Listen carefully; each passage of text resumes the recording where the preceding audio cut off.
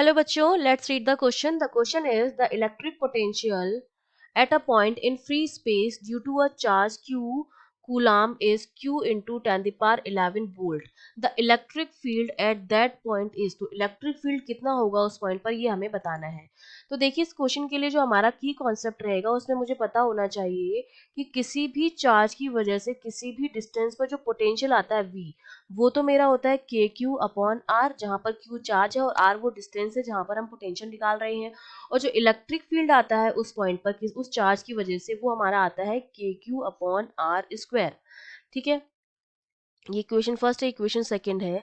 तो अगर दोनों इक्वेशन से देखूं तो ई और वी में जो मेरे पास रिलेशन आता है वो मेरे पास क्या आएगा, अगर मैं दोनों को डिवाइड भी कर दूं, v अपॉन ई कर दूं, तो वो r के बराबर आएगा, 1 अपॉन आर के बराबर आएगा। तो मतलब मेरा जो इलेक्ट्रिक फील्ड होता है वो मेरा किसके बराबर होता है, v इंटू आर के। एक r ही एक्स्ट्रा है इसमें, एक r से और डिवाइड किया हुआ है यहाँ पर। e और v में अगर आप फॉर्मूले में देखेंगे तो इसमें केवल एक r का ही डिफरेंस है e में। तो देखिए हमें क्या गिवन है कि जो पोटेंशियल है v वो कितना है, k, चार्ज कितना दे रखा है q, और डिस्टेंस हमने मान ली है r है, उसकी वैल्यू हमें गिवन है q इंटू 10 पावर 11 वोल्ट।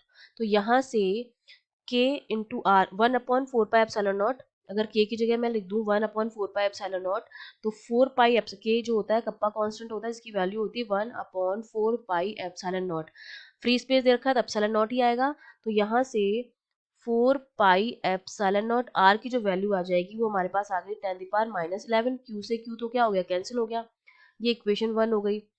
फिर हम इक्वेशन 2 से ई की अगर मैं बात करूं तो ई मेरा क्या होता है, ई मेरा हो जाएगा 1 अपॉन 4 पाई एप्सिलॉन नॉट के, ये हो जाएगा क्यू अपॉन आर स्क्वायर। तो इसको मैं किस तरीके से लिख सकती हूँ, इसको मैं लिख सकती हूँ यहाँ पर 4 पाई एप्सिलॉन नॉट आर की वैल्यू लिख सकती हूँ, यहाँ पर मैं लिख देती हूँ कि ये q into 4 pi epsilon naught upon 4 pi epsilon naught r का स्क्वायर। ठीक है, इस तरह से लिख सकती हूँ। अब 4 पाई एप्सिलॉन नॉट आर की वैल्यू मैं पुट कर दूंगी, तो यहाँ से ई जो मेरा आ जाएगा वो कितना आ जाएगा, वो मेरे पास आ जाएगा Q into 4 pi epsilon not. मैंने क्या किया है, 4 पाई एप्सिलॉन नॉट से ऊपर और नीचे क्या किया, सिर्फ मल्टीप्लाई किया है। ठीक है, ऊपर भी और नीचे भी। तो नीचे तो इस पूरे का क्या बन गया, स्क्वायर बन गया, और ऊपर इससे मल्टीप्लाई कर दिया। अब 4 पाई एप्सिलॉन नॉट आर की वैल्यू इक्वेशन 1 से रख दूं मैं यहाँ पर, तो हो जाएगा मेरा 10 पावर माइनस 11, और इसका क्या हो जाएगा, स्क्वायर हो जाएगा।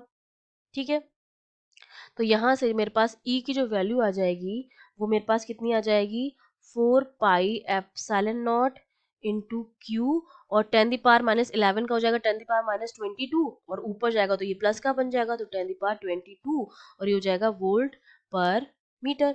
ठीक है, ये आंसर आ गया। और आप सिंपली भी निकाल सकते थे, v अपॉन आर के बराबर होती है वैल्यू। ठीक है, E जो होता है वो v अपॉन आर करके आप निकाल सकते थे। तो हमारा आंसर हो गया 4 pi epsilon naught Q into 10 power 22 volt per metre. That means D option is correct. I hope you understood well. All the best.